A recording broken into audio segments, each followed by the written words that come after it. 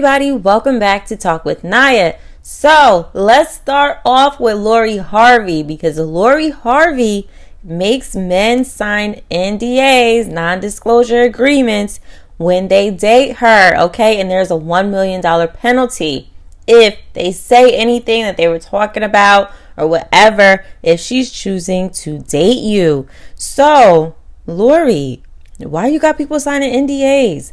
I guess she wants to protect, whatever is said. So what do you guys think about that? Now let's move on. So people are saying that SZA putting her song Good Days on her album S.o.s. isn't fair due to fans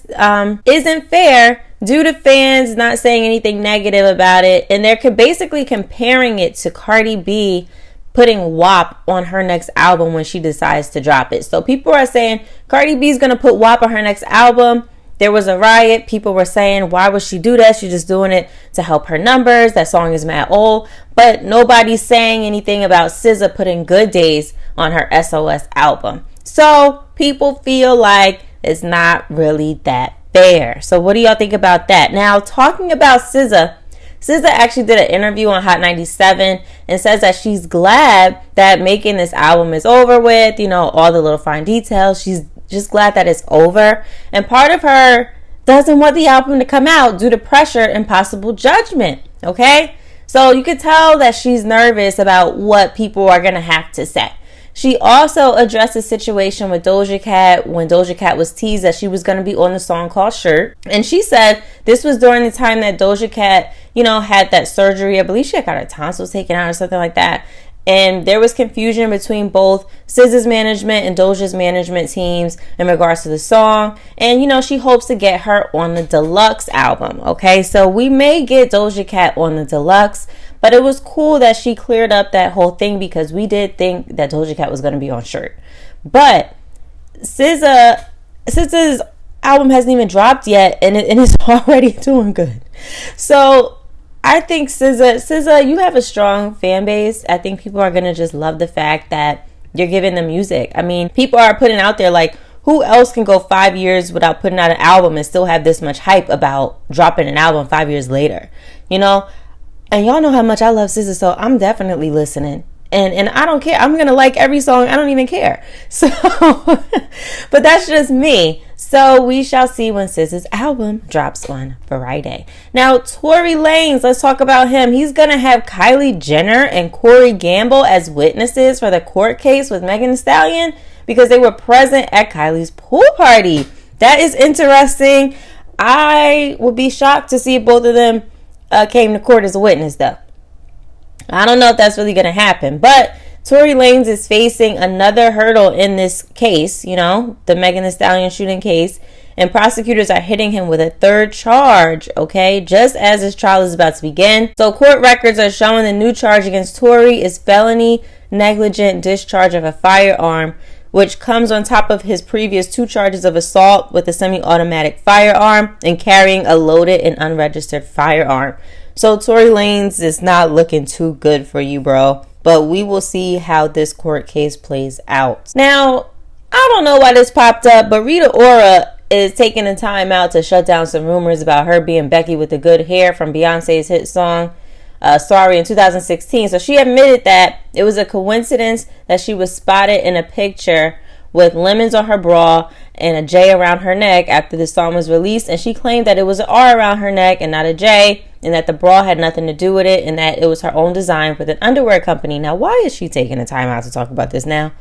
Like, we don't care now. We already have an idea of who Becky with the good hair is, and people ruled you out. Okay, so let's move on.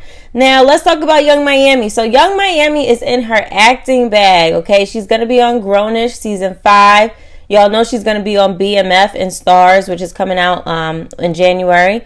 And then she's going to be on You People with Nia Long, Eddie Murphy, Lauren London, and Jonah Hill on Netflix. So Young Miami is in her acting bag. And let me ask you this question again, you guys, because if you're subscribed, you've been watching, we talked about this. Do you think the City Girls are done? Okay. Now, we recently talked about Young Miami putting on Twitter how she missed the City Girls, and apparently JT texted her saying she missed the City Girls. And, Young Young Miami kind of hinted that there may be the album coming next year. But a lot of people are talking about their chemistry is different together and stuff like that. And we talked about it. You know, we did a whole segment on it. Do you think the City Girls are over? Do you think Young Miami is going to go into acting, try to keep her TV, her hosting show, whatever she has, Carisha Please, going and get any other opportunities? I think she's segueing herself out of rap. So we'll see.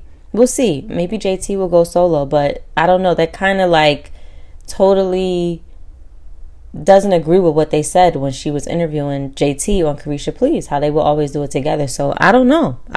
Now let's move on to Saweetie. So Saweetie releases more of her song where she's sampling Aqua's song called Barbie Girl. And fans are saying that Nicki Minaj needs to hop on this song because she would kill it. Now, do you think Nicki's gonna hop on this song with Saweetie? I don't think so. But if she was to, yes, she would kill this song. So, do you think that Nicki should hop on Saweetie's song? Let me know. Now, let's move on to Offset and the Migos. So, Offset asks people to only post positivity when it comes to Takeoff. Offset and Quavo are grieving the passing of Takeoff in different ways, which is totally normal. Everybody's different. You know, Quavo is pretty much remain quiet as far as social media goes, and Offset is kind of more open about it on social media and posting his song, posting his verses and his pictures and stuff like that.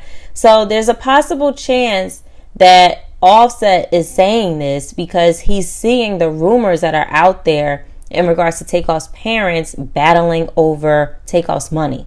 Okay, because it said that, you know, when Takeoff passed, he didn't have a will. So I think he's trying to respond to that. And on top of that, all these conspiracy theories. You know, there's videos out there every day. I see people talking about this whole shooting and trying to still figure it out and everything like that.